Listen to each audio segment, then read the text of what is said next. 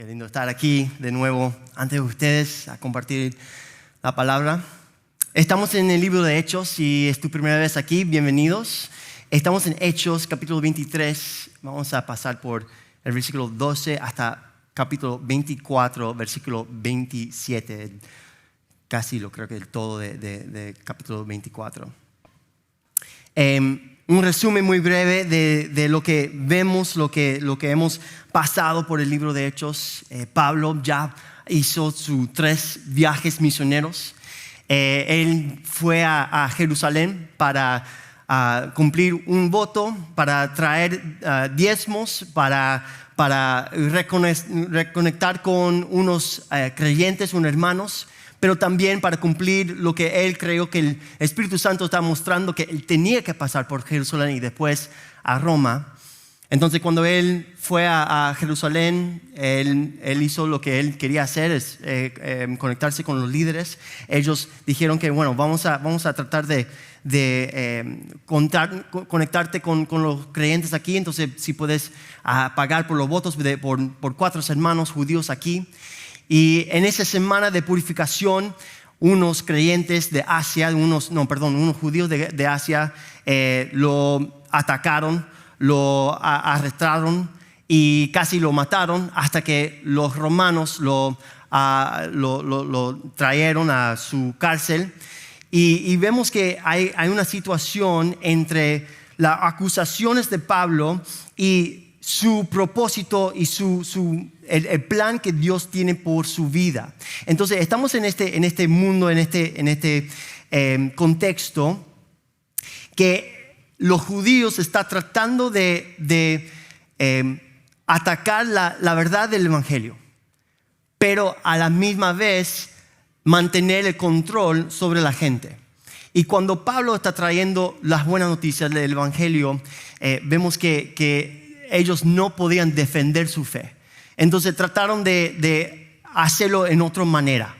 Entonces estamos en Hechos capítulo 23, versículo 12, y dice esto: muy de mañana los judíos tramaron una conspiración y juraron bajo maldición no comer ni beber hasta que lograron matar a Pablo.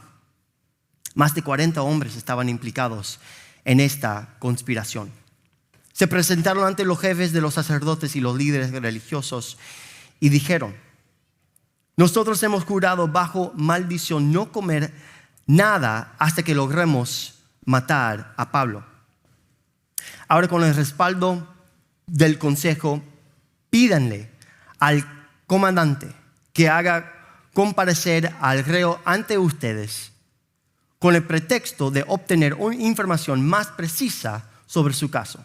Nosotros estaremos listos para matarlo en el camino. No sé de ustedes, pero es muy natural de frustrarte si estás perdiendo un argumento, una discusión, ¿no? Hay una historia cuando yo era muy pequeño, fuimos a un viaje de familia, en un carretero, fuimos a una reunión de familia con unos primos, unos tíos, y durante ese viaje, un primo, bueno, vamos a decir primo porque la verdad es el tío, pero él tiene la misma edad de nosotros, entonces para nosotros es como un primo. Él empezó a burlarse sobre mí, ¿no? Él empezó a burlarse sobre mí y llamarme bebé. Yo soy un bebé, tú eres un bebé. Y no sé por qué, porque yo creo que tenía, 3, 4 años, y en mi mente yo no era bebé. No sé si yo estaba usando pañales o pull-ups o tenía un chupete, muy probablemente, pero en mi mente yo no era bebé.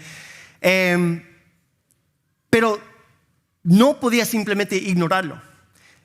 Pero la cosa es que no podía explicar mi posición y defender la realidad que no era un bebé. Así que en lugar le lancé una piedra a la cara y le dejé un ojo morado. Obviamente desde entonces conocí al Señor y Él ha estado trabajando en mí. Entonces mi pasado es en mi pasado. Pero hay algo muy frustrante cuando uno pierda una discusión, porque no puedes articular tu posición, no puedes defenderte, o peor aún, te das cuenta que estás equivocado. Y aunque la respuesta correcta debería ser la humildad, la búsqueda de la verdad, un cambio de nuestra posición o postura, en cambio es muy natural enojarse, volverse grosero o incluso violento. Y a la luz del Evangelio vemos la respuesta de un grupo de judíos que en lugar de permitir una búsqueda honesta de la verdad a través de la escritura y del juicio de Pablo ante del Sanhedrin, ellos decidieron es mejor matar a Pablo. Y generalmente es porque la verdad amenaza su ideología, amenaza su posición de poder, amenaza su orgullo y su ego, o lo confronta con su pecado. La luz ilumina todo eso. Y Jesús dijo que la luz vino al mundo y las tinieblas no podrían vencerla.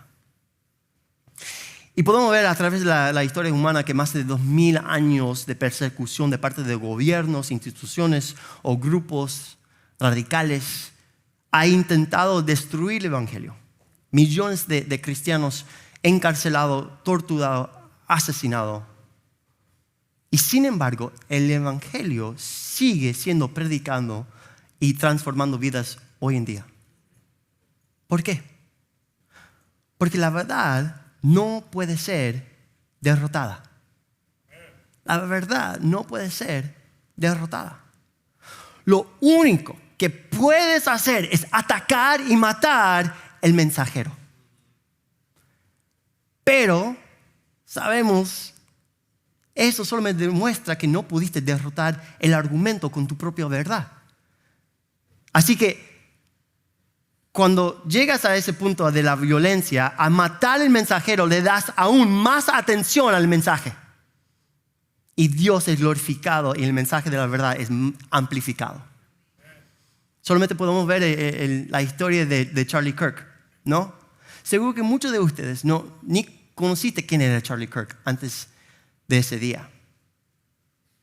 Y muchas de personas en los Estados Unidos y el mundo también tenía esa posición. Aunque fue famoso, pero ahora, después de ese día que ese murió, ¿qué fue enfatizado desde su muerte? La defensa de la verdad de Dios. Y así ha sido sobre toda la historia, si no fue solamente en Roma o en África o en China. El Evangelio florece donde la tierra está empapada con la sangre de los mártires. Porque demuestra por qué estás dispuesto a morir y cómo respondes ante la persecución. Así que nosotros no tenemos que tener miedo de compartir el Evangelio. No solamente por el hecho, si me mata, Dios va a ser glorificado y su mensaje va a ser amplificado. Porque la verdad, nosotros no tenemos tanto persecución en ese caso hoy en día, pero eso está pasando, ¿no? Solamente puedes ver en las noticias lo que está pasando ahora en Nigeria, ¿no? Y otras partes en el mundo. Pero también estás en el lado de la verdad. Estás en el lado de la verdad. Y quizás tú no sabes todo, está bien, pero no tienes que tener miedo de compartir el Evangelio. Porque cuando predicas la verdad, quién sabe, quizás esa persona escuche la verdad y sea transformada. Jesús dice en Juan 18, versículo 37, Jesús dice: yo para esto nací y para esto vine al mundo. Esto es importante, ¿no? Si Jesús dije eso. Para esto nací y para esto vine al mundo, para dar testimonio de la verdad. Todo el que está de parte de la verdad, escucha mi voz. Vamos a seguir al versículo 16 en nuestro pasaje hoy. 16 dice: pero el hijo de la hermana de Pablo se enteró de la emboscada y fue y entró al cuartel y dio aviso a Pablo.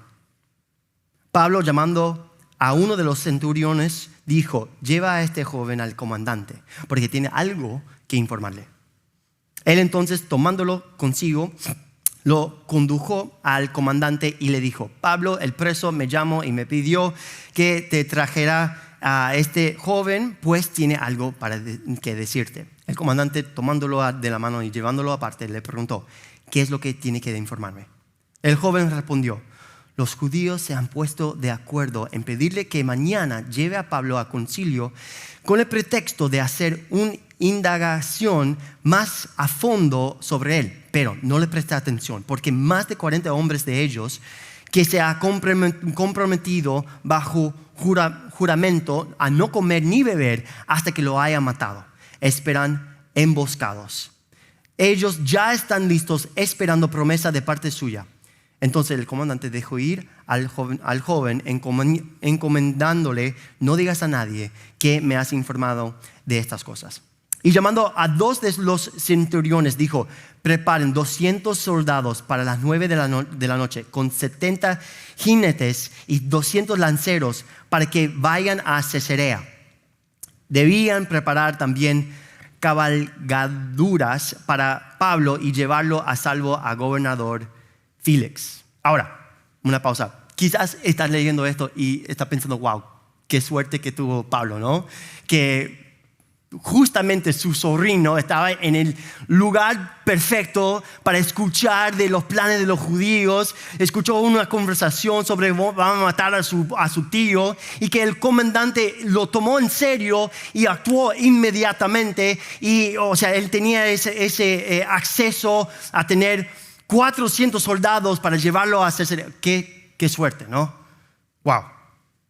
O podemos ver el versículo 11 y recordar que Dios ya le había dicho a Pablo que iba a ir a Roma.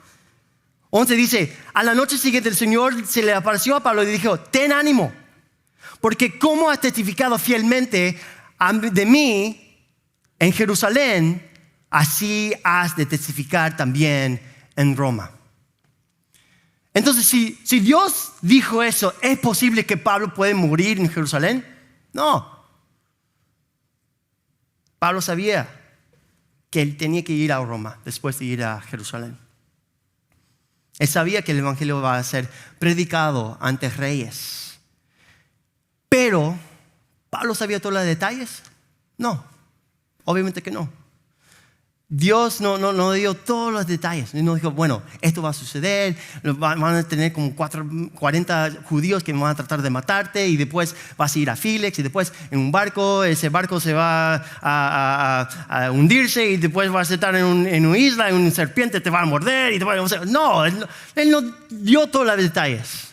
Dijo: vas a ir a Roma. Yo tengo un propósito. Pero el plan, deja eso en mis manos. Pablo solamente tenía que confiar en él. Entonces, ¿fue Pablo afortunado? ¿O este también fue un ejemplo más de que Dios estaba en control? Y mucho en este mundo estamos muy ansiosos por el mañana, o confundidos cuando los obstáculos vienen en nuestras vidas inesperados. Y a veces queremos saber todos los detalles. Oramos: Dios, por favor, muéstrame por qué esto tiene sentido. Muéstrame qué tengo que hacer. ¿A dónde voy? Y en lugar de actuar con fe, respondemos con miedo o preocupación, con ansiedad, con desesperación por tener el control. Pero la verdad es, aunque Dios nos da un propósito, la mayoría de las veces no sabemos el plan. Y no puedo cambiar el ayer, y el mañana aún no ha llegado, pero puedes confiar en Él hoy. Puedes confiar que Él está contigo. Puedes confiar que Él tiene un plan y un propósito para tu vida. Puedes confiar que Él puede usarte para su gloria si estás dispuesto a confiar en Él. Pablo no tenía todos los detalles, pero él sabía que Dios estaba en control. 25.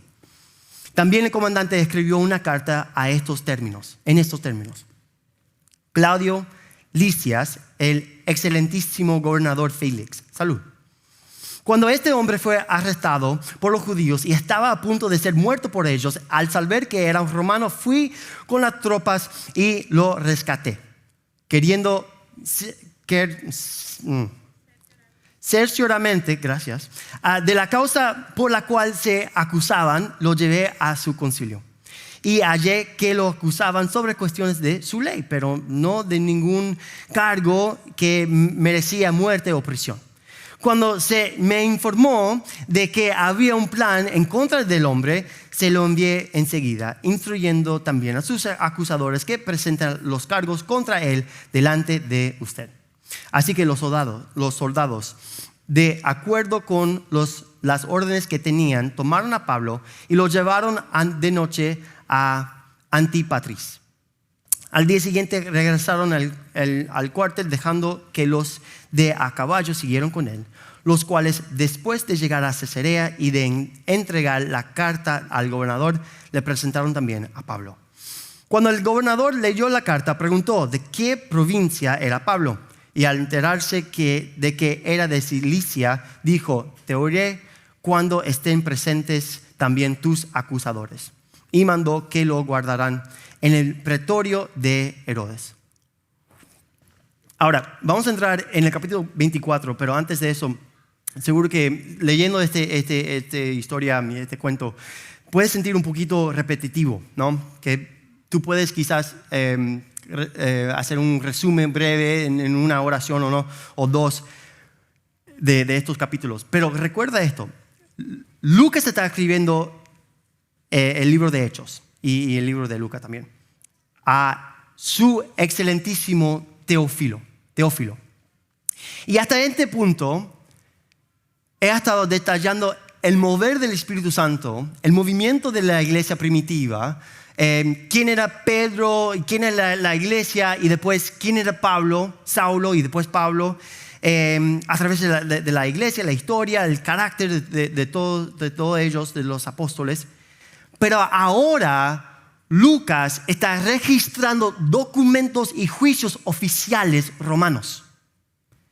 Entonces, su descripción ahora es más precisa en cuanto a lo que se dijo, quién lo dijo, quién estaba presente, etc., ¿no? Entonces, tenga eso en mente mientras que estamos leyendo esta próxima parte.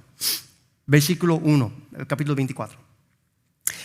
5 días más tarde, el sumo sacerdote Ananías descendió a Cesarea con algunos ancianos y con un abogado llamado Tértulo. Presentaron al gobernador sus cargos contra Pablo. Después que llamaron a Pablo, Tértulo comenzó a acusarlo, diciendo al gobernador: ya que por usted hemos obtenido mucha paz y que por providencia suya se están llevando a cabo reformas en favor de esta nación, nosotros, por todos los medios y todas partes, reconocemos esto con profunda gratitud, oh excelentísimo Félix. Pero, para no molestarte más, le suplico que con su habitual bondad nos conceda una breve audiencia, pues hemos descubierto que este hombre es verdaderamente una plaga y que provoca disensiones entre todos los judíos por el mundo entero, y es líder de la secta de los nazarenos. Hasta trató de profanar el templo. Entonces lo arrestamos y quisimos juzgarlo conforme a nuestra ley. Pero interviniendo el comandante Lisias con gran violencia, lo quitó de nuestras manos, mandando a sus acusadores que vinieran a usted. Si usted mismo lo interroga sobre todo lo que he dicho, podrá confirmar las cosas de que lo acusamos. Los judíos se unieron también a la acusación, asegurando que efectivamente así era todo. Permiso. Ahora, observe cuáles son los argumentos de este abogado. Primeramente, él provoca disturbios, ¿no? la cabeza de esta secta nazareno y profanó el templo. Esas son las 3 acusaciones. La primera acusación no es su culpa. La primera acusación es más bien la reacción del pueblo judío que causa disturbios para silenciar la verdad. La segunda es un intento de menospreciarlo y clasificarlo como algo que no es normal. Es una secta, es una culta, es algo raro. Y la tercera es una mentira. Ahora, pregunta, ¿cuáles son las acusaciones contra los cristianos hoy en día? Que son intolerantes, ¿no? Fanáticos, odiadores, hipócritas, irrelevantes, antiprogreso y anticiencia, antiverdad. Los mismos argumentos que Pablo enfrentó ese día son similares a los argumentos de hoy. Te acusarán de causar problemas por las reacciones de la gente que estás causando disturbios cuando fue confrontado con la verdad de Dios. Te clasificarán como una religión, un sistema de creencia, una denominación. Tú eres esto y esto y esto. Ok. ¿Para qué? Para poder decir, bueno, eso no es relevante para mí. Yo soy budista, yo soy judío, yo soy musulmán, yo soy espiritual. Tu verdad es tu verdad, mi verdad, mi verdad. Y luego te criticarán por estar en contra de la verdad, cuando no estás de acuerdo inmediato con la narrativa dominante. No hay nada nuevo bajo del sol. No hay nada nuevo bajo del sol. Y para los cristianos, para ustedes hoy, yo quiero decir, no te ofendas. No te ofendas. Porque tú estás en el lado de la verdad. Si se ofendan, es que ellos están contra la verdad de Dios. Si ellos dicen que tú eres irrelevante o tus creencias son irrelevantes, recuerda que todos nosotros somos pecadores. Y aunque si esa persona es un judío, un musulmán, un hombre, una mujer espiritual, cualquiera, es un pecador. Y esa persona necesita un salvador como tú y yo. Recuerda que todos han pecado y están destituidos de la gloria de Dios. Y todo ser humano tendrá que rendir cuentas ante Él. Sin importar país, raza, sexo o religión. Jesús dijo, yo soy el camino, la verdad y la vida. Nadie viene al Padre sino por mí. No hay nada más relevante en esta tierra que aceptar a Jesús como tu Salvador. Y si ellos te acusan de mentiras, la única cosa que podemos decir y hacer es caminar con unidad y mantener la verdad más importante por encima de todo. Que Dios ha venido a liberarnos y quienes no confían en Él ya están condenados. No pongas otros argumentos o otras cosas en tu vida encima de eso. No pierdas una relación con un amigo, un vecino, una hermana, porque estás enfocado en las vacunas. O si quieres discutir de gobiernos. O si nosotros fuimos a la luna de verdad o no. O sea, hay cosas que son importantes e interesantes, pero no importa en comparación del hecho que Jesús va a regresar un día. Entonces vamos a leer la defensa de Pablo. Versículo 10. Hasta el fin. Dice, después que el gobernador le hizo un señal para que hablará, Pablo respondió, sabiendo que por muchos años usted ha sido juez de esta nación, con gusto presento mi defensa, puesto que usted puede comprobar el hecho de que no hace más de 12 días que subí a Jerusalén a adorar. Y ni en el templo, ni en las sinagogas, ni en la ciudad misma me encontraron discutiendo con nadie o provocando un tumulto. Ni tampoco pueden probar de lo que ahora me acusan. Pero esto admito ante usted, que según el camino que ellos llaman secta, yo sirvo a Dios de nuestros padres, creyendo todo lo que es conforme a la ley y lo que está escrito en los profetas, teniendo la misma esperanza en Dios que estos también abrigan, de que ciertamente habrá una resurrección tanto de los justos como los impíos. Por esto yo también me esfuerzo por conservar siempre una conciencia irreprensible delante de Dios y delante de los hombres. Después de varios años he venido para traer limosnas a mi nación y a presentar ofrendas. En esto estaba cuando me encontraron en el templo después de haberme purificado, no con multitud ni con alboroto, pero estaban allí ciertos judíos de Asia y que deberían haberse presentado aquí ante usted y acusarme si tuvieran algo contra mí.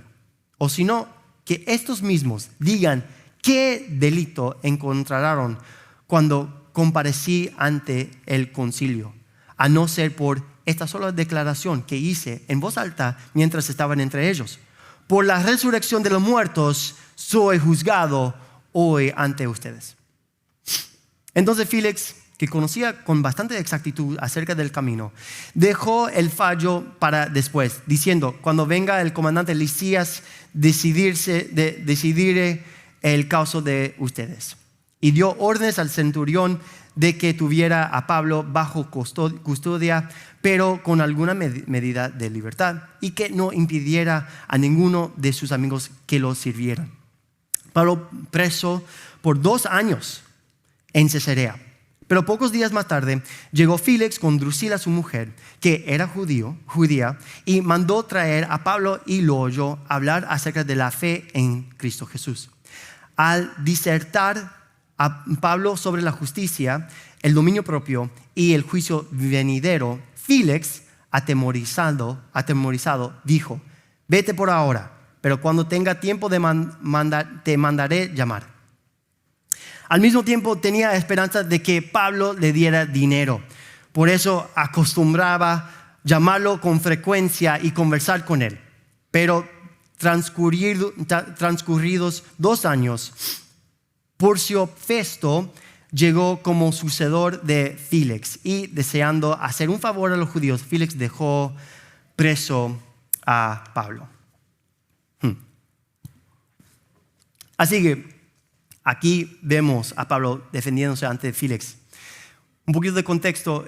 Félix, su nombre total era Antonio Félix, el gobernador, procurador romano de Judía, aproximadamente desde 52 al 59 después de Cristo.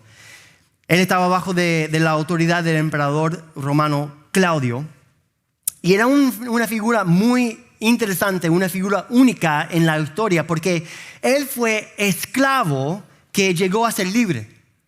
Y gracias a que su hermano era secretario del emperador, fue colocado como gobernador de Judea. Pero todo el mundo decía que este hombre era muy astuto, un manipulador, engañador. Incluso aquí vemos un poquito de eso, ¿no? Que él quería recibir un soborno, ¿no? Algo para un dinero de Pablo, y a actuar fuera del tribunal para conseguir lo que él quería. El historiador Tácito dijo que gobernaba con el poder de un rey, pero con la mente de un esclavo. Era muy astuto. Incluso su relación con su mujer, Drusila, que era judía. Porque Drusila, ella era una de las 3 hijas de Herodes Agripa el primero, más joven, más hermosa. Pero cuando Félix conoció a Drusila, ella estaba casada con el rey Asiso de Emesa. Y Félix le pareció que ella era tan hermosa que él quería ser casada con ella. Y la cosa más triste es que Asiso, el rey de este país, sería muy chiquito. Él tenía que circuncidarse para casar con esta chica. Pero Félix lo convenció de dejar a su esposo y casarse con él, aunque cuando fue ilegal según la ley judía. Entonces, conociendo ese contexto, tú puedes entender un poquito más por qué Pablo les habló sobre la justicia, el dominio propio y el juicio venidero, ¿no? Está hablando de las dos personas a la misma vez. Y podemos conocer a través de sus argumentos en sus letras, la carta de Pablo, para imaginar los argumentos que él probablemente lo usó con esos dos. Que primeramente la justicia es imposible de alcanzar fuera de Cristo. Que no se trata de tu capacidad para ser justo mediante la ley, sino de que Cristo cumplió la ley y Él puede depositar su justicia sobre ti, viviendo en ti, para que el resultado del Evangelio sea una vida justa. Que muchas personas dicen, bueno, yo no merezco el perdón de Cristo, entonces tengo que limpiar mi vida, tengo que hacer una cosa buena, tengo que ir a la iglesia. Y cuando siento que estoy un poquito mejor con Dios, ahora puedo dar mi vida a Cristo. No, es una mentira. Tus acciones y tus hechos no te va a cambiar tu relación con Cristo. Es tu fe en Él, tu creencia en Él. Es su Espíritu trabajando a través de ti que puede transformarte y hacer a través de ti un resultado del Evangelio que es una vida justa. Pero la justicia no viene de ti. La justicia viene solamente a través del sacrificio que Jesús hizo en esa cruz. Después él habló del dominio propio. El dominio propio es ese hecho de examinar nuestros deseos pecaminosos, nuestras pasiones, impulsos, naturaleza humana, de nuestro enojo, orgullo, egoísmo, y a morir a nosotros mismos, permitiendo que el Espíritu Santo, el Espíritu de Dios, habite en nosotros tan plenamente que revela su carácter a través de nosotros. Y confiamos que sus promesas son más satisfactorias que las satisfacciones temporales de nuestros deseos humanos.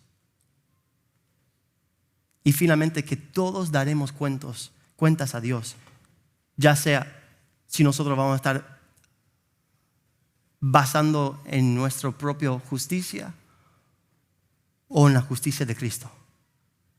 Y que los que creen resucitarán para vida eterna y los que no creen resucitarán para separación eterna de Dios.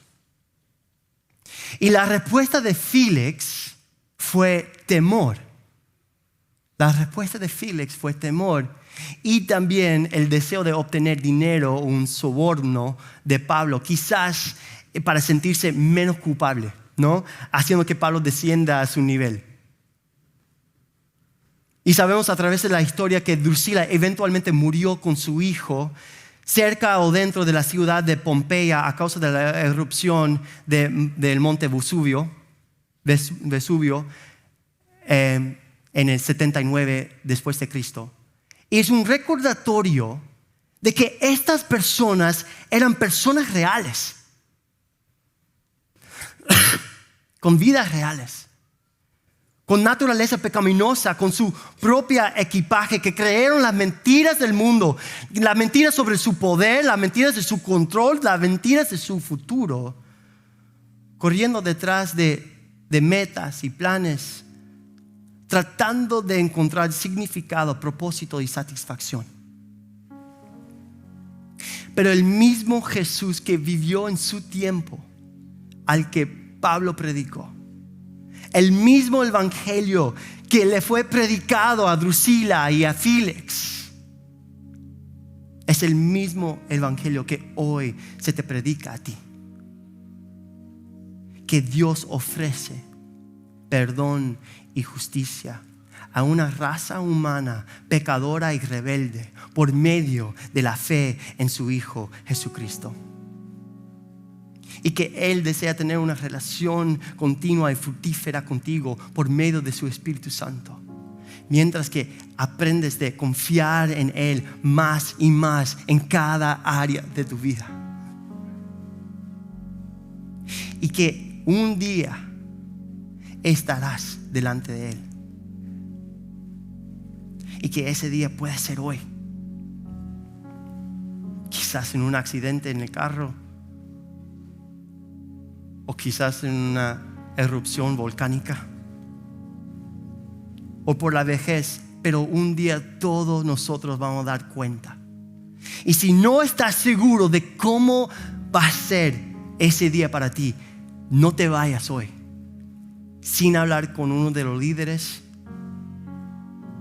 No te vayas con esa misma reacción de Philip, con temor, sino con gozo, porque Dios nos ha dado buenas noticias a través de su Hijo, ofreciendo su regalo de salvación por medio de la fe. Amén. Vamos a orar. Vamos a dar gracias a nuestro Padre Celestial. Te damos gracias, Señor, porque no tenemos que tener miedo.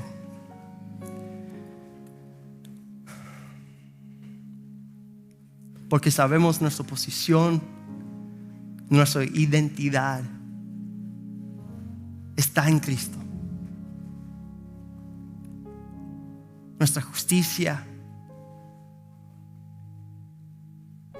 no viene de nosotros, sino por ti.